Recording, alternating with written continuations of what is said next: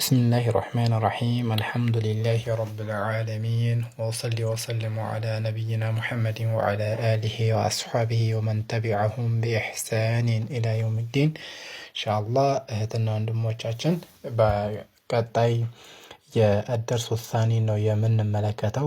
ከዚህ ቀደም እንደሚታወቀው ደርሱል አወልን የመጀመሪያውን ትምህርት በደንብ ተመልክተናል። እሱም ምን ነበረ?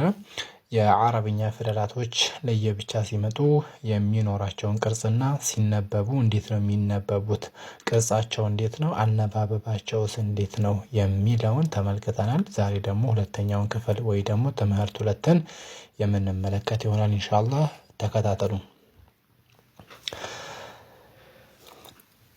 أعوذ بالله من الشيطان الرجيم بسم الله الرحمن الرحيم الدرس الثاني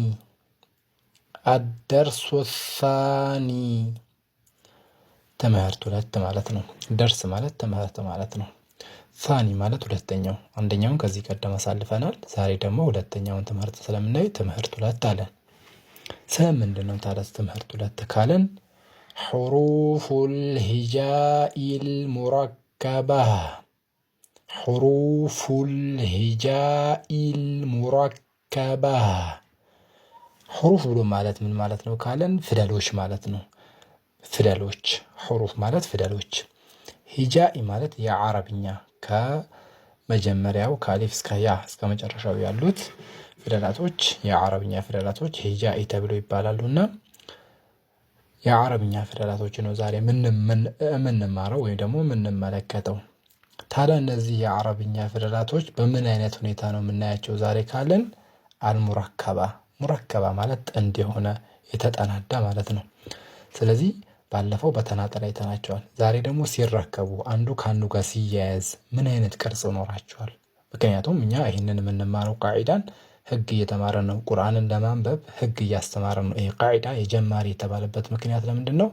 የጀማሪ ትምህርት የተባለበት ምክንያት የፊደላቶችን ውቅር፣ አገባብ፣ አሰካክ እዚህ ቦታ ላይ አንድ ተማሪ በደንብ ጠንቅቆ ካወቀ ቁርአንን ለማንበብ ነው አላማው። ስለዚህ ይሄ ወደ አላማው አዳራሽ ነው ማለት ነው። ስለዚህ ይህንን ማወቁ ቁርአን እንዲያነብ አንድን ተማሪ ያግዘዋል፣ ይረዳዋል ማለት ነው። ይህንን በትክክል ጠንቅቆ ያልተረዳ ተማሪ ግን ቁርአን ላይ ከገባ በኋላ መሰረቱ እዚህ ስለተበላሸ ይቸገራል ማንበቡን። ቁርአን ከባድ ይመስለናል። ምክንያቱም ይህን እዚህ ቦታ ላይ መሰረት አበላሽተን ስለምንሄድ ነው። ቃዒዳ ላይ ብዙ ተማሪዎች ችግራቸው ምንድነው? ይቸኩላሉ።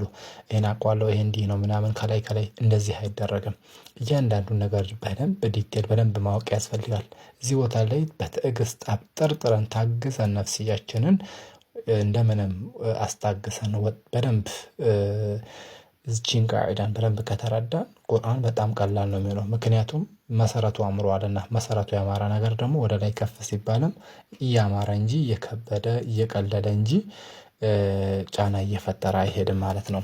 ስለዚህ ዛሬ የምንማረው ሁለተኛው ትምህርት ላይ ሁሩፉል ሂጃኢል ሙፍረዳ ሁሩፍ እንደተባባል ነው ፊደላቶች ናቸው። የሂጃኢ ስንል ደግሞ የአረብኛ ናቸው። የእንግሊዘኛ አይደሉም፣ የአማርኛ ፊደላቶች አይደሉም ማለት ነው። የአረብኛ ፊደላቶችን ነው የምንመለከተው ማለት ነው። ሙረከብ ሲሆኑ ባለፈው በተናጠል አይተናል። ዛሬ ግን ሲጠናዱ አንዱ ከአንዱ ጋር ሲያያዝ እንዴት ያለ ቅርጽና እንዴት ይነበባሉ የሚለውን የምናይ ይሆናል ማለት ነው። ስለዚህ የሁለተኛው ትምህርት ይህንን ነው የሚያስተምረን ማለት ነው። የቃዒዳ ጠይብ ቃዒዳ ማለት ባለፈው እንደተነጋገርነው መሰረት ማለት ነው። ለምን? ቁርአን እንድናነብ መሰረት ስለሚያስይዘን ነው። ስለዚህ መጀመሪያ ላይ የምናገኛት አሊፍን ነው። ስለዚህ ምን እንላለን? አሊፍ እንላለን። ባለፈው እንደተባባልነው አሊፍ ብለን አንስብም። አሊፍ እንዲህ ነው የምናነበው። ላም አሊፍ አያችሁ፣ ላም እዚህ ጋር ያለችው በቀይ ያለችው ናት። አሊፍ ደግሞ ይሄ በጥቁር ያለው ነው። ስለዚህ ቁርአን ላይ አሁን ይሄን ብናገኘው እንዴት ብለን ነው የምናነበው? ላ ብለን ነው የምናነበው። አሁን ግን አወቃቀሩን፣ አሰካኩን፣ አጠናዳደዱን እንዴት እንደተጠናዳ እየተመለከተን ስለሆነ ላም አሊፍ ይህም በተመሳሳይ ነው። ቅርጹ ነው የተለየው እንጂ ከዚህና ከዚህ ተመሳሳይ ነው። ስለዚህ ቀዩ ላም ነው፣ ጥቁሩ አሊፍ ነው። ላም ነው በዚህ በኩል አሊፍ በዛ ነው የሚመጣው አልፎ። ስለዚህ ላም አሊፍ እንላለን ማለት ነው። በአሊፍ እቺ አረንጓዴዋ ባናት ጥቁሩ ነው አሊፍ። طيب እዚህም ጋር በተመሳሳይ ላም አሊፍ ተመሳሳይ ናቸው። የቅርጽ ልዩነት እንጂ ሌላ የለም። ላም طيب ላም አሊፍ አያችሁ። ይሄም አንድ ነው። ግን ምንድነው እንደየቦታው በተለያየ ቅርጽ ስለሚመጡ መሀል ላይ ሲሆኑ፣ መጀመሪያ ላይ ሲሆኑ፣ መጨረሻ ላይ ሲሆኑ ቅርጻቸው ስለሚለዋወጥ ነው በተለያየ ቅርጽ እዚህ ቦታ ላይ ሼኹ ያስቀመጡት። መርሐባ ላም ሐ طيب ላም አሊፍ ባላም ባ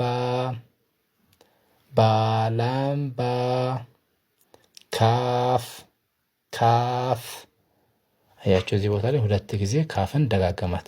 እዚህ ቦታ ላይ ደጋገማት። ለምን ካለን ካፍ ከመጀመሪያ ላይ ከሌላ ቃል ስትጠናዳ ስትያያዝ አያችሁ። እዚህ ቦታ ላይ እንደምናየው እንዲህ እግሯ ቁረጥ ይላል። ለብቻዋ ስትቀመጥ መጨረሻ ላይ ስትመጣ ደግሞ እንዲህ ትቀመጣለች። ስለዚህ ካፍን በዚህም ቅርጽ ማወቅ አለብን፣ በዚህም ቅርጽ ማወቅ አለብን። በዚህም ማወቃችን ጥቅሙ ምንድነው? መሀል ላይ ስትገባ ወይ መጀመሪያ ላይ ስትመጣ እንዲህ ያለ ቅርጽ ይኖራታል። ከሌላ ፊደል ጋር ስትቀጣጠል ማለት ነው። ቁርአንን ስናነብ ተቀጣጥላ ነው አይደለም የምናነባት። ስለዚህ ስትጻፍ አሁን እዚህ ቦታ ላይ ስንመጣ አያችሁ ካፍ ባ እዚች ጋር ያለችው ካፍ ናት። እዚህ ጋር በዚህ ቅርጽ የተቀመጠችው ለምን ቅርጿ እዚህ ጋር የነበረችው እኛ የምናውቃት ካፍ እቺን ነበረ። እቺ የምናውቃትን ካፍ እዚህ ቦታ ስንመጣ ለምን ይሄንን ቅርጽ አዘች ካለን ለኸጡ ነው። ስንጽፍ በዚህ መልኩ ነው የሚጻፈው። ቁርአንም ላይ ሲጻፍ በዚህ መልኩ ነው የሚጻፈው። ለምሳሌ ኩቱብ ከተበ ምናምን ብለው እንዲህ ሲጻፍ በዚህ መልኩ ይጻፋል። ስለዚህ ካፍ ለብቻዋ ስትሆን እንዲህ ብትቀመጥም ከሌላ ፊደል ጋር ተቀጣጥላ ስትመጣ ግን እንዲህ አይነት ቅርጽ አላት። ስለዚህ ይህችን ቅርጽ ማወቃችን ለምን ይጠቅመናል? ካፍ በዚህ መልኩ ብቻ እንደምትቀመጥ ካወቅም በኋላ ሌላ ቅርጽ ይዛ ስትመጣ ደግሞ ግራ እንዳንጋባ ያግዘናል ማለት ነው። ካፍ እንዲህም አይነት ቅርጽ አላት ብለን ማወቃችን ካፍን እንድናቃት ያደርገናል። እንዲህ አይነት ቅርጽ የሚኖራት ያው ከፊደል ጋር ስትቀጠል ከሌላ ጋር። ምክንያቱም ቁርአን ፊደል ከፊደል ተቀጣጥሎ ነው ያለውና በዛን ሰዓት ፊደላቶች ቅርጻቸውን ይለውጣሉ። ስለዚህ ካፍን በዚህ ቅርጽ ማወቃችን ይበልጥ ከካፍ ጋር በየትኛውም አይነት ቅርጽ ብትመጣ እንዳትሸውደን ይረዳናል ማለት ነው። ካፍ ባ አሁን ይሄም ካፍ ተመሳሳይ ነው። ግን አንዳንድ ጊዜ በዚህ መልኩ ይጻፋል፣ በዚህ መልኩ ይጻፋል ነው ከፊደል ሲቀጠል ካፍ አሊፍ አያችሁ። ይሄም ካፍ ያው እኮ ነው፣ ግን አንዳንድ ቅርጹ እንዲህ ይሆናል። ካፍ አሊፍ አያችሁ። ይሄም ካፍ አሊፍ ነው፣ ይሄም ካፍ አሊፍ ነው። ይሄም ካፍ ነው፣ ይሄም ካፍ ነው። ግን በዚህ መልኩ ካፍ ሊጻፍ ይችላል፣ በዚህ መልኩ ሊጻፍ ይችላል፣ እንደየቦታው ማለት ነው። ስለዚህ በየቅርጹ ማወቃችን ጥሩ ይሆንልናል ማለት ነው። طيب ባካፍታ طيب ታካፍታ አሁን እዚህ ቦታ ላይ ያለችው ካፍ እዚህም ቦታ ላይ ያለችው ካፍ ተመሳሳይ ናቸው። ሁለቱም ካፎች ናቸው ማለት ነው። ስለዚህ አሁን ካፍ በተለያየ ቅርጽ ተቀምጣለች። ይሄ ምንድነው የሚጠቅመን? ካፍ ለብቻዋ ስትቀመጥ እንዲህ ያለ ቅርጽ ይኖራታል። ከፊደል ጋር ስትቀጠል ይኸው እዚህ ቦታ ላይ እንዲህ አይነት ቅርጽ ይኖራታል። መሀል ላይ ስትገባ፣ መጨረሻ ላይ ስትመጣ ቅርጿ ስለሚለዋወጥ በተለያየ አቅጣጫ በተለያየ ቅርጽ ማወቃችን ካፍን ቁርአን ላይ ስናገኛት ካፍ መሆኗን እንድናቅ ነው። በአንድ ቅርጽ ብቻ ካወቅናት ቁርአን ላይ ስንገባ እንሸወዳለን። ምክንያቱም በተለያየ ቅርጽ ስለምትቀመጥ እንደየአገባቧ መጨረሻ፣ መሀል ላይ፣ መጀመሪያ ስትሆን ቅርጿን ትለዋውጣለች። በሁሉም ቅርጽ ግን እዚህ ቦታ ላይ ካወቅናት እዛ በደንብ ቁርአን ላይ ስንገባ እንረዳታለን፣ አይከብደንም ማለት ነው። ኢንሻአላህ ትንሽ እያደረግን በደንብ እንመለከታለን። ዩቲዩባችን ላይ ሰብስክራይብ እያደረጋችሁ አልሚስክ ኦንላይን መድረሳ እንዲሁም ደግሞ ቲክቶክ አካውንታችንም ላይ ፎሎ እያደረጋችሁ ኮፒ ሊንክ እያደረጋችሁ እንድታበረታቱን እንጠይቃለን። በግል ደግሞ መቅራትም ለምትፈልጉ ደግሞ ሰዓት ተመድቦላችሁ በግል በሳምንት የሆኑ ያህላት ቀናቶችን 5 ቀን 4 ቀን መድባችሁ መቅራት የምትፈልጉ ስልክ ቁጥሮቻችንን 0945631808 ላይ እንገኛለን። በቴሌግራም በዚህ ቁጥር ብታናግሩን ትችላላችሁ። ወይም ደግሞ በ0985 21 53 50 0985 21 53 50 በዚህም እንገኛለን። በቴሌግራም መጥታችሁ በግል መቅራት ፒዲኤፎችን እንዲሁም የመድረሳውን የተማሪዎችን ትምህርቶችን ወስዳችሁ ከዛ ቪዲዮዎችን ወስዳችሁ ፒዲኤፍን ወስዳችሁ በተከታትላችሁ በበይነ መረብ በኦንላይን ገብታችሁ በዙም መቅራት የምትፈልጉ እንዲሁም ደግሞ በሪከርድም እያሰማችሁ መቅራት የምትፈልጉ ተማሪዎች በውስጥ ብታናግሩን በቴሌግራም አሁን በነገርኳችሁ ቁጥር ትችላላችሁ ማለት ነው። ኢንሻአላህ እዚሁ ደግሞ ሶሻል ሚዲያው ላይ በየጊዜው እንዲሁ የትምህርቶችን እንለቅላችኋለን። ተከታተሉ ማለት ነው። هذا وصلى الله وسلم على نبينا محمد وعلى آله وأصحابه